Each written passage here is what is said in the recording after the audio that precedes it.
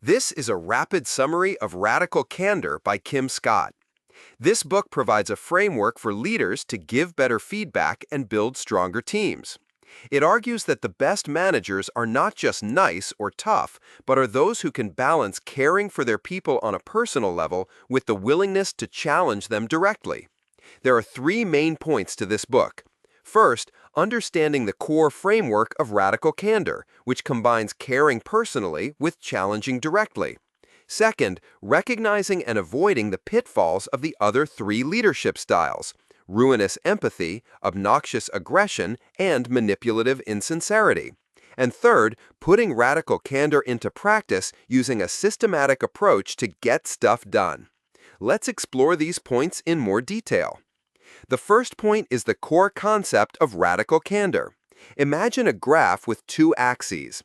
The vertical axis is care personally. This means you genuinely care about your colleagues as human beings, not just as cogs in a machine. The horizontal axis is challenge directly. This is your willingness to be direct, to tell someone something they might not want to hear but need to hear in order to grow. Radical candor lives in the upper right quadrant, where you both care personally and challenge directly. Scott gives a famous example involving an employee named Bob. Bob was a great guy, but he said in every sentence, which undermined his credibility. Scott first tried hinting at the problem, but he didn't get it. Finally, she said, "When you say every third word, it makes you sound stupid." While harsh, Bob knew she cared about his success and wasn't just being cruel. He took the feedback, got a speech coach, and solved the problem. That is radical candor, guidance that is both kind and clear. The second main point is to understand the quadrants you must avoid. The first pitfall is obnoxious aggression, where you challenge directly but don't show you care personally. This is the realm of the brilliant jerk whose feedback, while perhaps accurate, feels like an attack and breeds a culture of fear. The second and most common pitfall for well-meaning managers is ruinous empathy. This is when you care personally but fail to challenge directly because you don't want to hurt someone's feelings.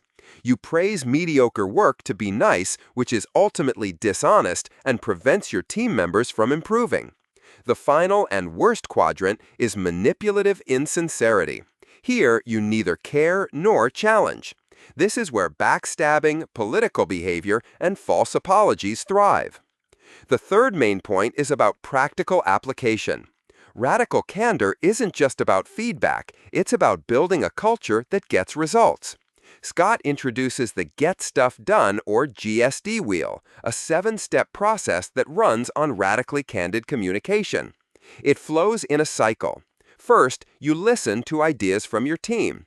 Second, you clarify those ideas to ensure you understand them.